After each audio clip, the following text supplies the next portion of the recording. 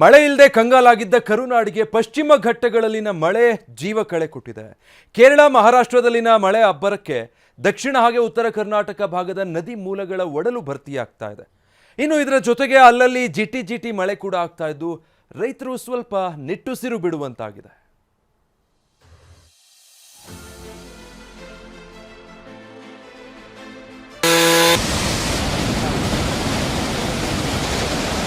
ಮಾಯವಾಗಿದ್ದ ಮುಂಗಾರು ಅಬ್ಬರಿಸ್ತಾ ಇದೆ. ಬರಿದಾಗಿದ್ದ ನದಿಗಳ ಒಡಲು ಭರ್ತಿಯಾಗಿದೆ. ರಸ್ತೆಗಳು ಕಣ್ಮರೆ, ಜಮೀನುಗಳಿಗೆ ಜಲಬೇಲಿ. ರಣಮಳೆ ಹೊಡೆತಕ್ಕೆ ದಕ್ಷಿಣದ ಜಿಲ್ಲೆಗಳಲ್ಲಿ ಅಲ್ಲೋಲ ಕಲ್ಲೋಲವಾಗಿದ್ರೆ ಉತ್ತರ ಕರ್ನಾಟಕದಲ್ಲಿ ಮಹಾಮಳೆ ಮರ್ಮಾಘಾತ ಕೊಟ್ಟಿದೆ. ಪಶ್ಚಿಮ ಘಟ್ಟಗಳಲ್ಲಿ ಸುರಿದ ಮಳೆಯಿಂದಾಗಿ ಪ್ರವಾಹ ಪ್ರತಾಪ ಜೋರಾಗುವ ಲಕ್ಷಣಗಳು ಕಾಣ್ತಿವೆ.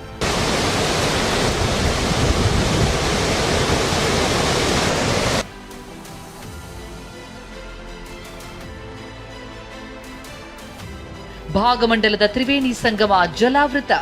ಕೊಡಗು ಜಿಲ್ಲೆಯಲ್ಲೂ ವರುಣಾರ್ಭಟ ಕೈ ಮೀರಿದೆ. ಭಾಗಮಂಡಲ ತಲಕಾವೇರಿ ಭಾಗದಲ್ಲಿ ಮಳೆ ನಿರಂತರವಾಗಿದ್ದು ಭಾಗಮಂಡಲದ ತ್ರಿವೇಣಿ ಸಂಗಮ ಕಂಪ್ಲೀಟ್ ಮುಳುಗಡೆಯಾಗಿದೆ.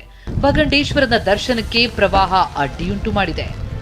ಕೊಡಗು ಜಿಲ್ಲೆಯಾದ್ಯಂತ ಕಳೆದ 2 ದಿನಗಳಿಂದ ಭಾರಿ ಪ್ರಮಾಣದಲ್ಲಿ ಮಳೆ ಆಗ್ತಾ ಇದೆ. ಇದರಿಂದಾಗಿ ಸಹಜವಾಗಿ ಕೊಡಗು ಜಿಲ್ಲೆಯ ಜನಜೀವನ ಕೂಡ ಅಸ್ತವ್ಯಸ್ತವಾಗಿದೆ. ಅಂದರೆ ಭಾರಿ ಪ್ರಮಾಣದಲ್ಲಿ ಮಳೆ ಆಗ್ತಾ ಇರೋದರಿಂದ ಜಿಲ್ಲೆಯ ನದಿ ತೊರೆಗಳು ಉಕ್ಕಿ ಹರಿತಾ ಇದೆ. ಹಾಗಾಗಿ ಈ ಕಾವೇರಿ ನದಿ ಉಕ್ಕಿ ಹರಿದಿರೋದ್ರಿಂದ ಈ ಮಡಿಕೇರಿ ತಾಲೂಕಿನ ಭಾಗಮಂಡಲ ಗ್ರಾಮ ಸಂಪೂರ್ಣ ಜಲಾವೃತ ಆಗಿದೆ. ಇಲ್ಲಿಯ ಪ್ರಸಿದ್ಧ ಭಗಂಡೇಶ್ವರ ದೇವಾಲಯದ ಮೆಟ್ಟಿಲವರೆಗೂ ಕೂಡ ಈ ಕಾವೇರಿ ಬಂದಿರುವುದನ್ನು ನಾವು ನೋಡ್ಬೋದು.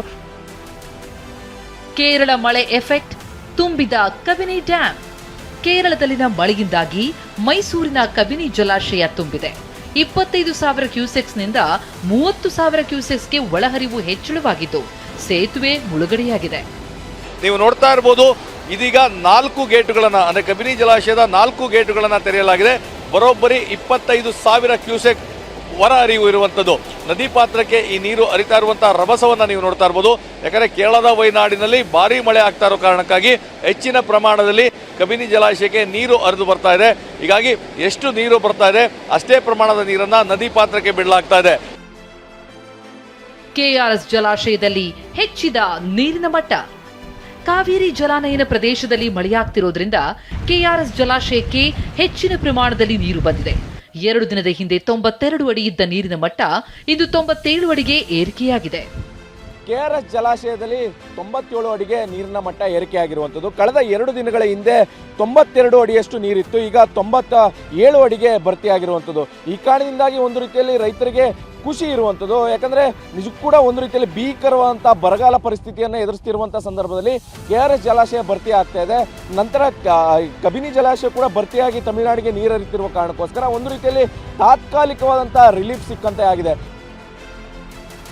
ಹಳ್ಳಗಳು ಭರ್ತಿ, ಕಿರು ಸೇತುವೆ ಜಲಾವೃತ. ಚಿಕ್ಕಮಗಳೂರಿನಲ್ಲಿ ಮಳೆಯ ಅಬ್ಬರ ಜೋರಾಗಿದೆ. ಕೊಪ್ಪ ತಾಲೂಕಿನ ಮೆಣಸಿನಹಾಡ್ಯ ಕಿರು ಸೇತುವೆ ಜಲಾವೃತವಾಗಿದೆ. ಕಿರು ಸೇತುವೆ ಜಲಾವೃತವಾಗಿದ್ದರಿಂದ ವಾಹನ ಸವಾರರು ಪರದಾಡುವಂತಾಗಿದೆ.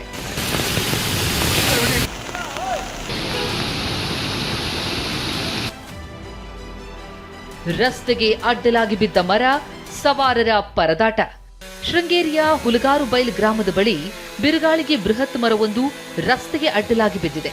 ಹೀಗಾಗಿ ಕೆಲಕಾಲ ಸಂಚಾರ ಬಂದಾಗಿತ್ತು. ಕೂಡಲೇ ಸ್ಥಳೀಯರು ಮರ ತೆರವು ಮಾಡಿ ಸಂಚಾರಕ್ಕೆ ಅನುವು ಮಾಡಿಕೊಟ್ಟಿದ್ದಾರೆ.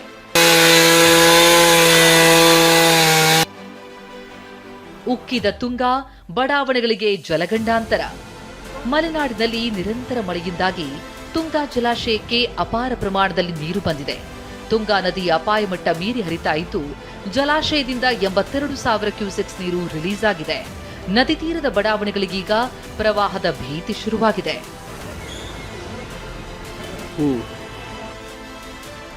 ಮಹಾಮಳೆ ಎಫೆಕ್ಟ್, ದತ್ತ ಮಂದಿರಕ್ಕೆ ಜಲಬೇಲಿ. ಮಹಾರಾಷ್ಟ್ರದ ಪಶ್ಚಿಮ ಘಟ್ಟಗಳಲ್ಲಿನ ಮಳೆಯಿಂದಾಗಿ ಕೃಷ್ಣಾ, ವೇದಗಂಗಾ, ದೂದಗಂಗಾ ನದಿ ಒಳಹರಿವಿನ ಪ್ರಮಾಣದಲ್ಲಿ ಹೆಚ್ಚಳ ಆಗಿದೆ. ಚಿಕ್ಕೋಡಿಯ ಕಲ್ಲೋಳ ಬಳಿ ಇರುವ ಬ್ಯಾರೇಜ್ನಿಂದ ನೀರು ಬಿಟ್ಟಿದ್ರಿಂದ ಕೃಷ್ಣಾ ನದಿಯ ನೀರು ದತ್ತ ಮಂದಿರಕ್ಕೆ ನುಗ್ಗಿದೆ. ಈಗಾಗಲೇ 6 ಕೆಳಹಂತದ ಸೇತುವೆಗಳು ಮುಳುಗಡೆಯಾಗಿವೆ.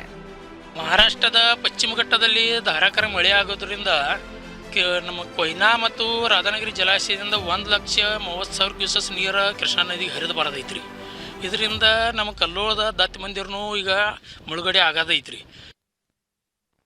ಭರ್ತಿಯಾದ ಭೀಮಾ ನದಿ ಜನರಿಗೆ ಪ್ರವಾಹದ ಆತಂಕ. ಇತ್ತ ಯಾದಗಿರಿಯಲ್ಲೂ ಭೀಮಾ ನದಿಗೆ ಅಪಾರ ಪ್ರಮಾಣದ ನೀರು ಹರಿದು ಬಂದಿದೆ. ನದಿ ತೀರದಲ್ಲಿದ್ದ ಕಂಗಾಳೇಶ್ವರ, ವೀರಾಂಜನೇಯ ದೇಗುಲಗಳು ಮುಳುಗಡೆಯಾಗಿವೆ.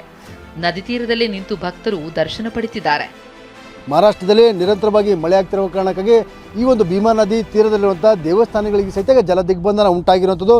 ದೇವಸ್ಥಾನದ ಈ ಒಂದು ಭೀಮಾ ನದಿಯ ದಡದಲ್ಲಿರುವಂಥ ಕಂಗಾಳೇಶ್ವರ ಮತ್ತು ವೀರಾಂಜನ ದೇವಸ್ಥಾನಗಳು ಕಂಪ್ಲೀಟ್ ಆಗಿ ಮುಳುಗಡೆ ಸಹಿತ ಆಗಿರುವಂಥದ್ದು. ಈ ಒಂದು ದೇವಸ್ಥಾನ ಕೇವಲ ಗೋಪುರ ಮಾತ್ರ ಕಾಣಕ್ಕೆ ಸಿಗ್ತದೆ. ದೇವಸ್ಥಾನ ಕಂಪ್ಲೀಟ್ ಆಗಿ ಗರ್ಭಗುಡಿ ಇರ್ಬೋದು ಮತ್ತು ಕಂಗಾಳೇಶ್ವರ ದೇವಸ್ಥಾನದ ಮುಂಭಾಗದಲ್ಲಿರುವಂಥ ವೀರಾಂಜನ ದೇವಸ್ಥಾನ ಕಂಪ್ಲೀಟ್ ಆಗಿ ಮುಳುಗಡೆ ಸಹಿತ ಆಗಿರುವಂಥದ್ದು. ಸೊನ್ನಾ ಬ್ಯಾರೇಜ್ನಿಂದ ನೀರು ಬಿಡುಗಡೆ. ಕಲಬುರಗಿಯಲ್ಲೂ ಭೀಮಾ ನದಿ ಮೈದುಂಬಿ ಹರಿತಾ ಇದೆ. ಮಹಾರಾಷ್ಟ್ರದ 2 ಜಲಾಶಯಗಳಿಂದ ನೀರು ಬಿಟ್ಟಿದ್ರಿಂದ ಭೀಮಾ ನದಿಗೆ ಜೀವಕಳೆ ಬಂದಿದೆ. ಸೊನ್ನಾ ಬ್ಯಾರೇಜ್ನಿಂದ 44,000 ಕ್ಯೂಸೆಕ್ಸ್ ನೀರು ಬಿಡುಗಡೆ ಮಾಡಲಾಗಿದೆ. ಹೀಗಾಗಿ ನದಿ ಪಾತ್ರದ ಜನ ಎಚ್ಚರ ಆಗಿರುವಂತೆ ಜಿಲ್ಲಾಡಳಿತ ಎಚ್ಚರಿಕೆ ಕೊಟ್ಟಿದೆ.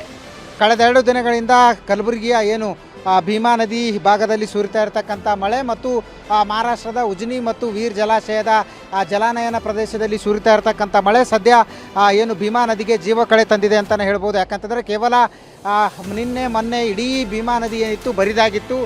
ಎಲ್ಲಿ ನೋಡಿದರೂ ಏನು ಒಂದೇ ಒಂದು ಹನಿ ನೀರು ಕೂಡ ಕಾಣ್ತಾ ಇರಲಿಲ್ಲ. ಇವತ್ತು ಬೋರ್ಗರಿಯುವಂಥ ಸ್ಥಿತಿ ನಿರ್ಮಾಣ ಆಗಿದೆ. ಆಲಮಟ್ಟಿ ಜಲಾಶಯ ಭರ್ತಿ, ನೀರು ರಿಲೀಸ್. ವಿಜಯಪುರದಲ್ಲೂ ಆಲಮಟ್ಟಿ ಜಲಾಶಯಕ್ಕೆ ಅಪಾರ ಪ್ರಮಾಣದ ನೀರು ಹರಿದು ಬಂದಿದೆ. ಜಲಾಶಯದಲ್ಲಿ ಒಳಹರಿವು 1,03,773 ಕ್ಯೂಸೆಕ್ಸ್ ಇದ್ರೆ ಹೊರಹರಿವು 1,11,308 ಕ್ಯೂಸೆಕ್ಸ್ ಇದೆ.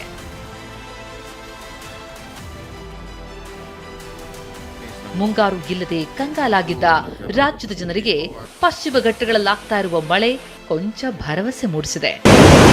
Bureau report, TV9.